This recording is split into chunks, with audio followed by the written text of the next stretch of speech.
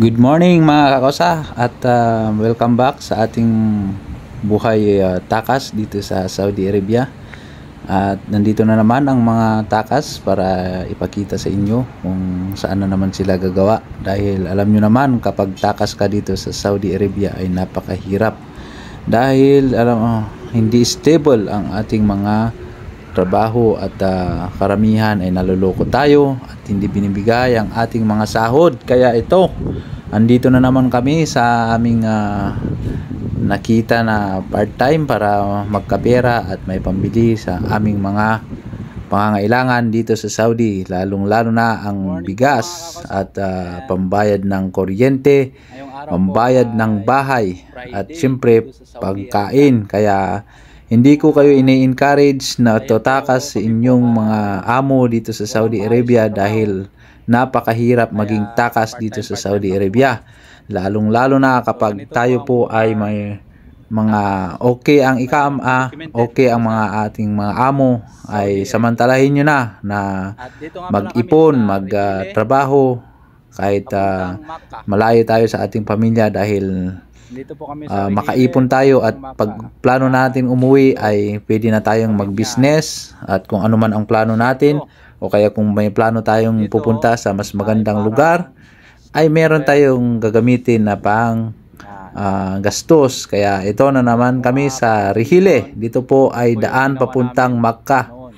At dito dahil ilang araw na kaming walang pera, wala kaming mga sahod sa nakaraan na pagtrabahuan namin, at ito may nagsabi na naman na maipapagawa dito at kaya baka sakali na naman kami na gagawa, baka sakaling mabigyan kami ng kahit konti pangbili ng bigas at pangbayad sa aming inuupahan na bahay. Mga kakosa, i-share ko lang sa inyo, baka sasabihin nyo na bakit napaka tagal yun na ay mga takas kayo at bakit hindi pa kayo uuwi sa Pilipinas. Ganun din naman na takas kayo dyan. Alam nyo naman na hindi kayo nasasahuran. Sinasabi nyo na hindi kayo sinasahuran o hindi kayo nabibigyan o naluloko kayo sa yung napapasukan na trabaho. At ayun nga mga kakosa, i-share ko lang sa inyo at gusto kong sabihin sa inyo na kung wala lang kaming mga problema ay sana noon pa at sana hindi kami pa umabot ng 10 taon dito sa Saudi Arabia.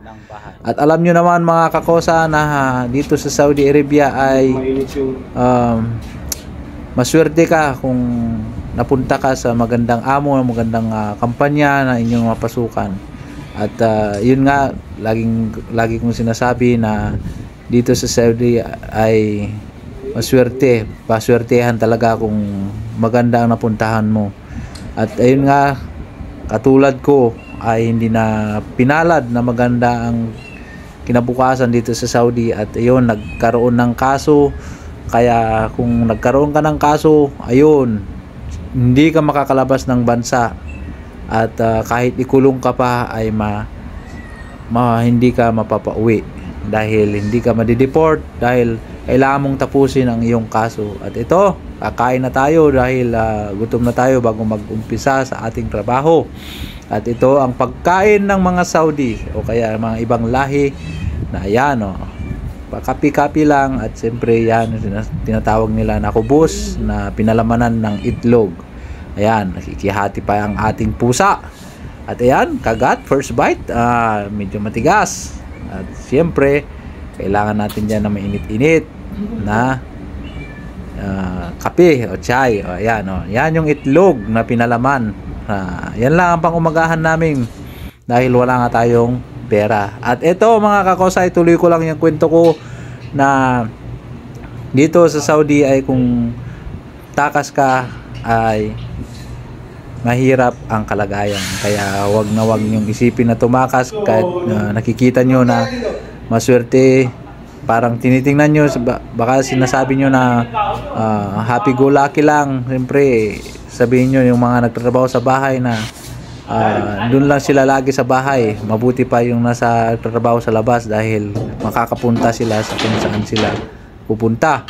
Pero hindi nyo lang alam na hindi lahat ng mga nakikita nyo, kung nakikita nyo sa mga post nila, masaya sila, pero meron silang tinatago na lungkot dahil, ayun nga, bukod sa hindi okay ang kanilang mga residence ID, ay ito, may mga problemang dinadamdam o mga kaso na katulad ko. At sana itong ating vlog ngayon ay suportahan nyo dahil baka sakaling na dadami ang ating followers ay at yung dadaming mga nanonood ay source of income na rin namin dahil talagang mahirap nga ang buhay naming mga takas dahil tulad ng sinabi ko paulit-ulit, wala talagang stable na trabaho, maraming mga hindi nagbibigay ng sahod.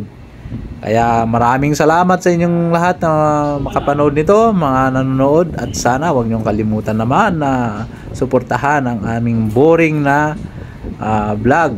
At ito, tatatlo nga lang kami, kaya pagtiyagaan na namin tong maliliit na trabaho. At sana wag niyong tularan, wag kayong tatakas o kaya wag kayong mainggit. Kaya dahil mahirap. At ito na nga ang aming natapos dahil kulang na ang bakal, kaya ito lang muna ang may papakita ko.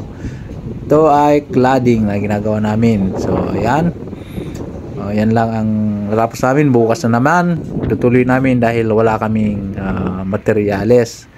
So ayun lang mga kakosa, at maraming salamat sa inyong panonood, at ingat kayo lagi and God bless.